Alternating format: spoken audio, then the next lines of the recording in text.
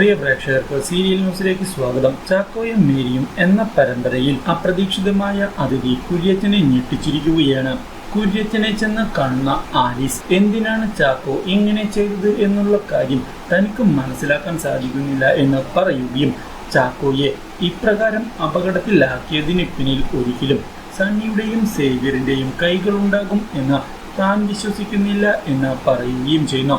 അവർ അങ്ങനെ ചെയ്യുകയാണ് എങ്കിൽ സ്വത്തുക്കൾ നഷ്ടമാകും എന്നുള്ള കാര്യം അവർക്ക് വ്യക്തമായി അറിയാമെന്നോ, അതുകൊണ്ട് തന്നെ അവർ അങ്ങനെ ചെയ്യാനുള്ള സാധ്യത കുറവാണ് എന്നും വ്യക്തമാക്കുന്ന ആലീസ് പിന്നെ എങ്ങനെയാണ് ഇതൊക്കെ സംഭവിച്ചത് എന്നറിയാതെയാണ് താൻ വിഷമിക്കുന്നത് എന്ന് പറയുകയും ചെയ്യുന്നു. എന്നാൽ ഇതൊക്കെ കേൾക്കുന്ന കുര്യച്ചൻ എന്താണ് മറുപടി നൽകേണ്ടത് എന്നറിയാതെ പകച്ചു പോവുകയും എന്തായാലും ചാക്കോ നഷ്ടപ്പെട്ടു എന്ന് തന്നെയാണ് താൻ കരുതുന്നത് എന്ന് ഉറപ്പിച്ച് പറയുകയും തന്നെ ജീവിതത്തിലേക്ക് മടക്കിക്കൊണ്ടുവന്ന ചാക്കോയെ രക്ഷിക്കാൻ തനിക്ക് സാധിച്ചില്ല എന്നുള്ള കാര്യം മാത്രമാണ് തന്നെ വിഷമിപ്പിക്കുന്നത് എന്ന് വ്യക്തമാക്കുകയും ചെയ്യുന്നു.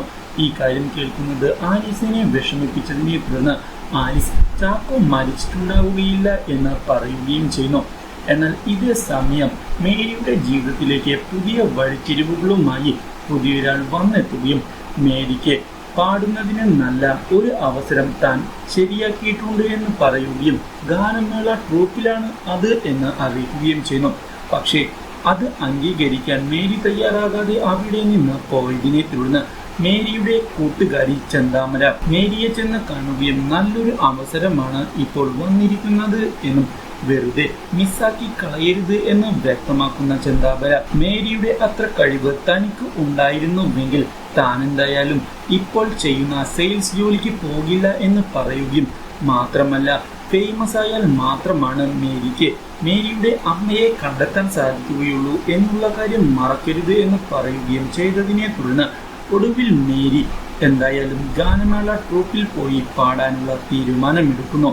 എന്നാൽ ഇതേ സമയം കുര്യച്ചനെ ഞെട്ടിച്ചുകൊണ്ടുള്ള പുതിയൊരു സംഭവമാണ് അരങ്ങേറിയിരിക്കുന്നത്. കുര്യച്ചനെ തേടി സിയെ വീട്ടിലേക്ക് വരികയും അപ്രതീക്ഷിതമായുള്ള സിയയുടെ വരവ് കുര്യച്ചനെ ഞെട്ടിച്ചതിനെ തുടർന്ന് എന്താണ് അപ്രതീക്ഷിതമായി ഇവിടേക്ക് വന്നത് എന്ന് കുര്യച്ചൻ സിയയോട് ചോദിക്കുകയും ചെയ്യുന്നു.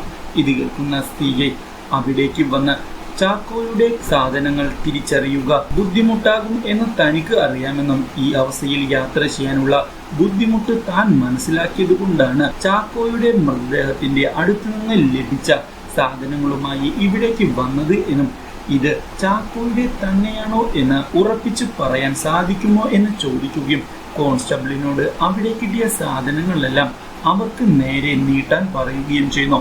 എന്നാൽ ഇതെല്ലാം കാണുന്നത് കുര്യച്ചനെ ഞെട്ടിച്ചതിനെ തുടർന്ന് കുര്യച്ചൻ അതെല്ലാം തിരിച്ചറിയുകയും അത് ചാക്കോയുടെ തന്നെയാണ് എന്ന് പറയുകയും ചെയ്യുന്നു. അപ്രതീക്ഷിതമായ ഈ സംഭവങ്ങളെല്ലാം കുര്യച്ചനെ തകർത്ത് കളയുകയും എന്നേക്കുമായി താൻ ചാക്കോയെ കൈവിട്ടുവെന്നും തന്റെ സൗഭാഗ്യമായ ചാക്കോ ഇനിയൊരിക്കലും തിരികെ ലഭിക്കുകയില്ല എന്നുമുള്ള സത്യം കുര്യച്ചൻ വേദനയോടെ മനസ്സിലാക്കുകയും ചെയ്യുകയാണ് ഇവിടെ. എന്തായാലും ചാക്കോ മരിച്ചിട്ടില്ല എന്നുള്ള സത്യം ഉടനെയൊന്നും കുര്യച്ചൻ തിരിച്ചറിയുകയില്ല എന്ന് തന്നെയാണ് ഇതിൽ നിന്നും മനസ്സിലാക്കാൻ സാധിക്കുന്നത്. കൂടുതൽ അപ്ഡേറ്റ്സുകൾ ലഭിക്കുന്നതിന് വേണ്ടി ഈ ചാനൽ മറക്കാതെ സബ്സ്ക്രൈബ് ചെയ്യുക, ബെല്ലൈക്കൺ ക്ലിക്ക് ചെയ്യാൻ മറക്കരുത്. ഇന്നത്തെ വീഡിയോ ഇഷ്ടമായി എങ്കിൽ ലൈക്ക് ചെയ്യാൻ മറക്കരുത്.